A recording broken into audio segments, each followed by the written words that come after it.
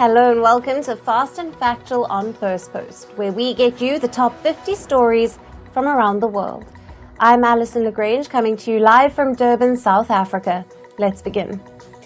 In our top stories, Israeli airstrikes in Lebanon killed at least 492 people on Monday. At least 35 children were also killed during the offensive. Israel claims to have hit Hezbollah strongholds in southern and eastern Lebanon. This assault marked the deadliest cross-border offensive since the Gaza war broke out. The Israeli forces claim to have struck 1,600 sites, with several Hezbollah fighters killed. The United Nations General Assembly is set to begin amid a fear of an all-out war in West Asia. This comes after unprecedented strikes by Israel in Lebanon. Despite several diplomatic efforts, the situation has escalated between Israel and Hezbollah. Meanwhile, Iraq has called for an urgent meet of Arab leaders on the sidelines of the UN sessions. The United States has said it is opposed to any ground invasion by Israeli forces to target Hezbollah in Lebanon.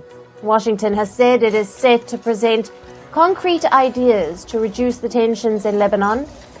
U.S. officials says that the ideas will be discussed with the global allies this week. And this comes as the world leaders have gathered in New York for the UN General Assembly. Amid the tensions in West Asia, the United States is deploying more troops to the region. The move was triggered by Israel's latest invasion into the Lebanese territory. The Pentagon said that the additional troops are being sent to augment their already present forces. The coalition of G7 nations warned on Monday that no country will gain by any further escalation in West Asia. It added that the spiraling conflict of violence in West Asia could lead to unimaginable consequences. The foreign ministers of the G7 nations reiterated the need to stop what they called a destructive cycle. And U.S. President Joe Biden and Vice President Kamala Harris met the UAE President Sheikh Mohammed bin Zayed Al Nahyan on Monday. They held talks on various issues, including conflicts in West Asia and Sudan.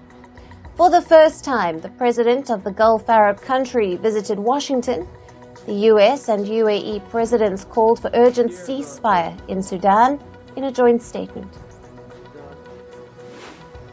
The U.S. prosecutors have released a letter written by the gunman who is accused of carrying out an assassination bid targeting former President Donald Trump. The man, identified as 58-year-old Ryan Ruth, was arrested after a Secret Service agent spotted him with a rifle at Trump's golf course in Florida. The court filing shows the suspected gunman wrote a note months earlier saying he intended to kill Trump. In his letter, which was addressed to the world, he also offered a bounty of $150,000 for the same. Ukrainian President Volodymyr Zelensky urged world leaders to support Ukraine for a just and peaceful future. He said this while speaking at the Summit of the Future at the United Nations. Zelensky also met the U.S. lawmakers to end Russia's aggression against Ukraine by next year. And India's Prime Minister Narendra Modi held bilateral talks with Ukrainian President Volodymyr Zelensky. Both world leaders met on the sidelines of the United Nations General Assembly sessions in New York. During the meet, Prime Minister Modi reaffirmed India's support for the early restoration of peace in Ukraine. This was their second meet in a month. Earlier, Prime Minister Modi had met with Zelensky during his visit to Ukraine in August. India's Prime Minister Narendra Modi addressed the United Nations General Assembly during its 79th session in New York. At the Summit of the Future, Prime Minister Modi emphasized the need for reforms in global institutions to ensure relevance. Now, he also called terrorism a serious threat to global peace. The Indian Prime Minister added that cyber, maritime and space are emerging as new areas of conflict. Prime Minister Modi also said it was necessary that global action matches global ambition. And Japanese fighter jets used flares for the first time to warn a Russian aircraft to leave its airspace. A Russian patrol plane allegedly ignored radio warnings and entered the Japanese airspace thrice. This was the first time that Japan reported such an incursion since 2019. Japan scrambled fighter jets and fired flares at the Russian plane. Tokyo lodged a protest with Moscow after its airspace violation, and Prime Minister Fumio Kishida vowed to resolutely defend Japan's territory. Tensions between Latin American nations Argentina and Venezuela are mounting. The courts in Argentina and Venezuela have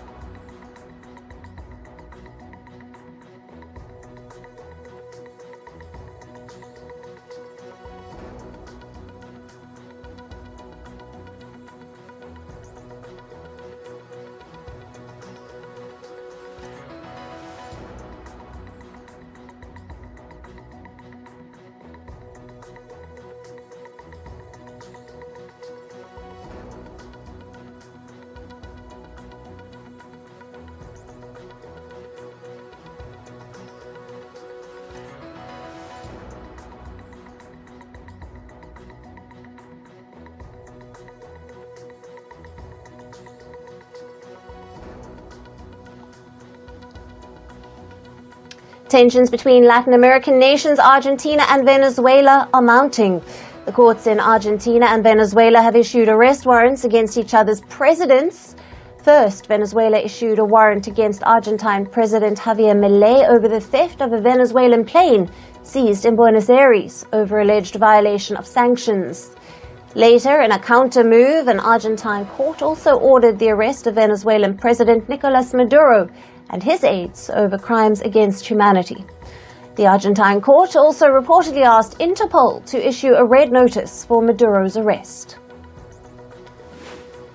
And Bolivia's ex-president Evo Morales demanded his successor, Luis Arce, to bring urgent changes to his cabinet. Now, the former president gave Arce until an ultimatum of 24 hours and warned of a prolonged protest. Morales also asked for a bill authorizing an international loan amid the country's chronic fuel shortage. Tensions between Morales and Arce have been growing since 2021 over divergent views on state administration. In climate news, Category 3 Hurricane John has made landfall in Mexico's southern Pacific coast. Officials have urged people living near the coastline to move to higher ground and seek shelter. Authorities also issued warnings for life-threatening floods and mudslides. The Oaxaca state's officials evacuated nearly 3,000 people and put 80 people up for safety shelters.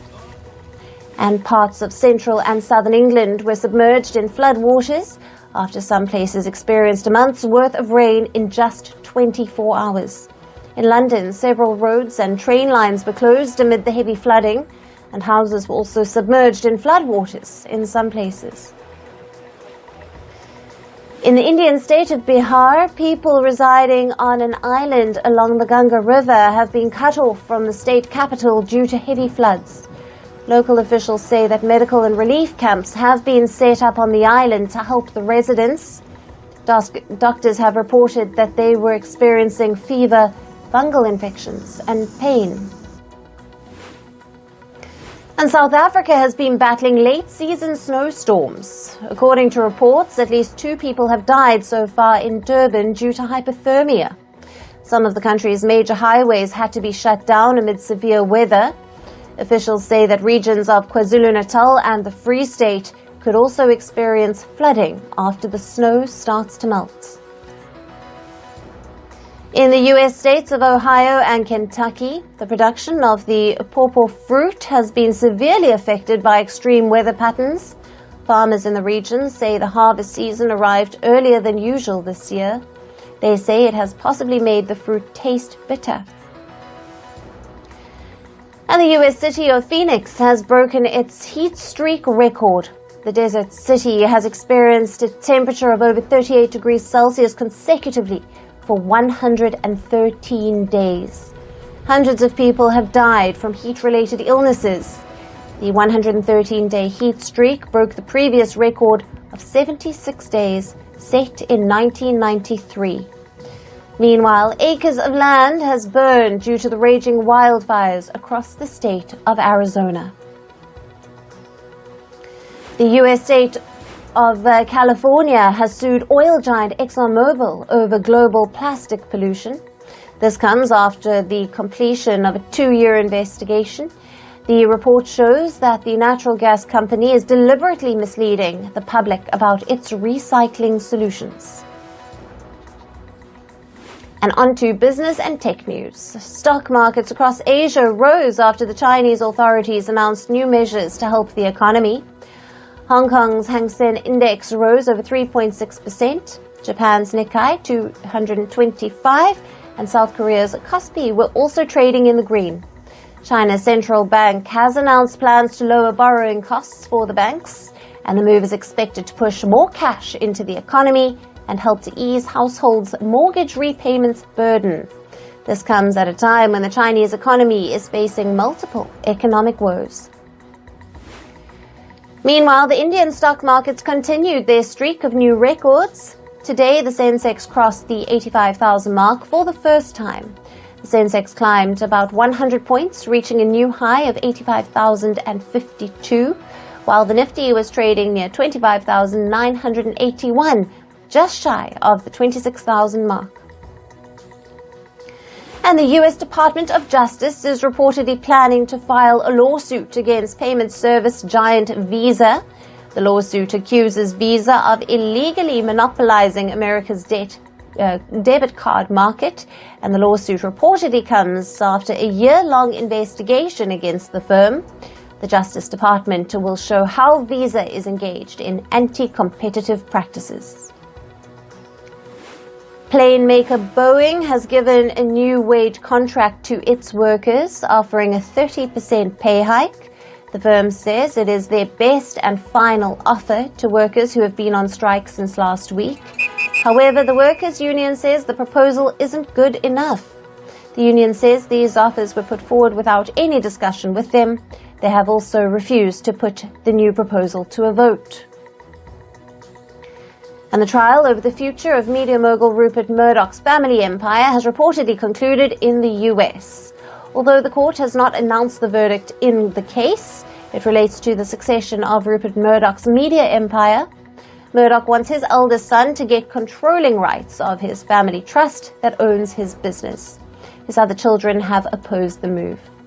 Murdoch's media group comprises of Fox News, Wall Street Journal, and The Times in the UK, among other firms. And shares of the Chinese retailer Miniso Group Holding plunged as much as 39% today. This is after it announced plans to buy stakes in Chinese supermarket operator Yonghe Superstores. Miniso is buying a 29% stake in Yonghe over $893 million. And Yonghe Superstores has been logging losses for the past 3 years, leading to many store closures. The US has proposed a ban on Chinese and Russian software and hardware used in connected vehicles. These vehicles use the internet and other devices to communicate in case of emergencies. The Biden administration says these technologies made by Chinese and Russian firms pose national security risks. The US fears China and Russia could misuse data collected from American users to develop the technology, and the ban is expected to come into effect starting in 2027. European car maker Stellantis has started the search for its new CEO. The firm's current chief executive, Carlos Tavares, is set to leave after his contract expires in 2026. This comes as Stellantis is facing multiple headwinds, including from its shareholders and union workers. The firm has also announced plans to reduce car prices and lower inventories in the US. And reports say Meta has roped in celebrities like Dame Judi Dench and John Cena to voice its artificial intelligence assistant. Meta plans to launch voice assistance features for its AI chatbot, Meta AI, later this week. The firm has also asked celebrities like Kristen Bell, Awkwafina, and Keegan-Michael Key to lend their voices for it. and Meta will likely give users an option to choose which celebrity voice they prefer. Chinese smartphone maker Xiaomi has reportedly asked the Indian competition regulator to recall one of its reports. The report found that the e-commerce firm Flipkart broke competition laws. It was the result of an investigation by the regulator which began in 2021. Reports say Xiaomi has shared some business-sensitive details with the regulator while the probe was on, and these details were supposed to be redacted in the report on Flipkart. The Indian competition regulator has shared its report with the concerned firms. And moving to sports, and we start with football. A report suggests that Manchester United's new stadium could give the UK economy a major boost. The project will create 92,000 jobs and 17,000 new homes. The project, called Trafford Park, will feature a world-class stadium and mixed-use facilities. The club has revealed the first glimpse of its revamped Old Trafford Stadium. Manchester United expects the project to attract visitors from the UK and globally. And according to a report, Man City's Erling Haaland has avoided sanctions for throwing the ball at an opponent during the club's match against Arsenal. Cameras showed Haaland hitting an Arsenal player on head with the ball after Man City scored a late goal in the match. The on-field referee missed the incident, but it was caught by the video assistant referee. The VAR official determined it wasn't violent conduct, so no action was taken. And England's Football Association, or the FA, is investigating a player named Milutin Osmayek from Club Preston. This is for allegedly biting Blackburn's Owen Beck during a match. And the incident occurred after Beck kicked one of Osmayek's teammates near the end of the game. If charged and found guilty, Osmayek could receive a long ban. The FA will reach out to the players and clubs involved for more information. And Manchester City midfielder Rodri is expected to miss the rest of the season due to an ACL tear in his right knee. The injury occurred during City's 2-2 draw with Arsenal. Rodri is likely to have surgery in Barcelona with further tests planned. Reports say recovery could sideline him for up to 9 months. And Barcelona goalkeeper Marc-Andre ter Stegen has undergone surgery, and this for a complete rupture of the patella tendon in his right knee. The injury occurred during Barcelona's 5-1 victory over Villarreal. And ter Stegen fell heavily while jumping for a ball, showing visible pain as he was stretchered off. And reports say Argentine talisman Lionel Messi doesn't plan to stay in Inter Miami. He will reportedly join his boyhood club, Newell's Old Boys, after his Inter Miami contract ends. The local report cited Messi's long-standing wish to return to his boyhood club. Messi previously expressed his desire to play for Newell's if he returned to Argentina. And 3 American football players were killed in a fatal accident in Brazil. A bus carrying Brazil club Coritiba Crocodile players was overturned. 3 people were killed and 7 others were injured, and reports say that the other injured players are in a stable condition. In tennis, Rafael Nadal has been named in Spain's squad for the Davis Cup quarterfinals in November. He joins a strong team that includes Carlos Alcaraz, Roberto Bautista Agut, and Pablo Carreño Busta, as well as Marcel Granollers. Nadal hasn't competed since the 2024 Paris Olympics, where he lost in both singles and doubles. He has also missed the US Open and the Laver Cup due to the ongoing fitness concerns. Indian badminton ace PV Sindhu has hired Anup Sridhar as her new coach. He will accompany her on the BWF World Tour, starting with the Arctic Open in Finland. Sindhu's first post-Olympics tournaments include the Arctic Open and the Denmark Open. Anup Sridhar is a former Indian shuttler who ranked as world number 37 in 2010. In basketball, NBA's all-time leading goal scorer LeBron James and other star players attended the premiere of the Netflix series Starting Five in Los Angeles. The series also features Jimmy Butler, Jason Tatum, and Anthony Edwards, starring 5, will stream on Netflix from the 9th of October. And in entertainment news, according to reports, rapper Sean Combs has been selling his assets, and this is to pay for his mounting legal fees after his arrest. Combs was arrested last week on the charges of sex trafficking, racketeering, and transportation to engage in prostitution. Meanwhile, the music and rap songs of Sean Combs have seen an increase in streams after his arrest. According to reports, there is an increase of nearly 18.3%.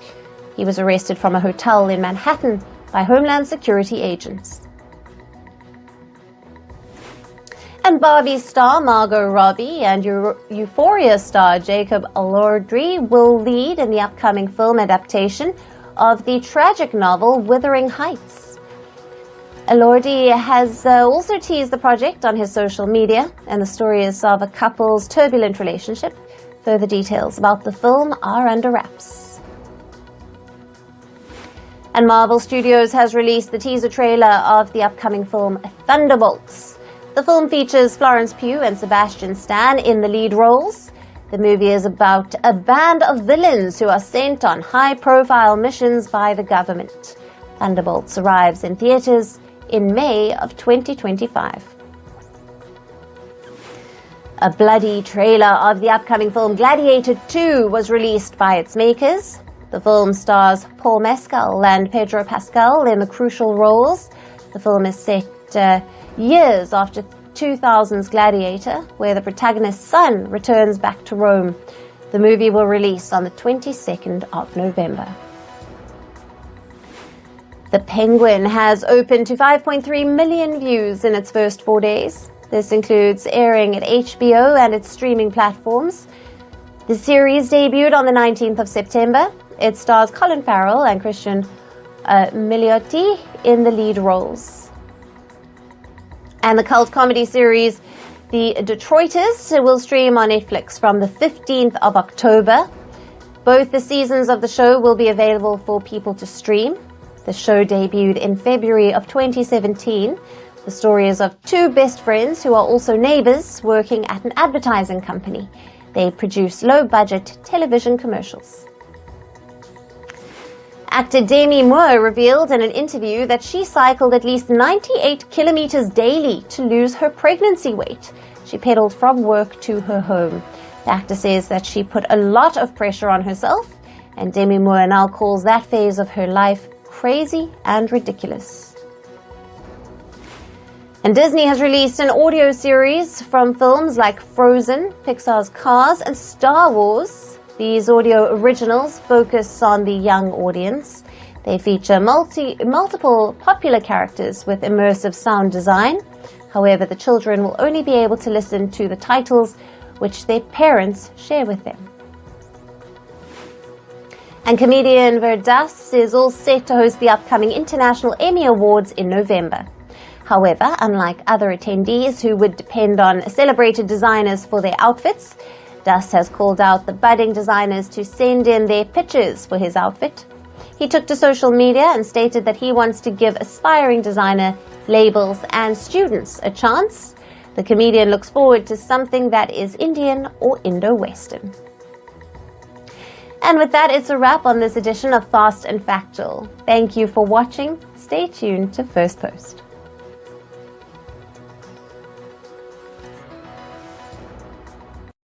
It's over!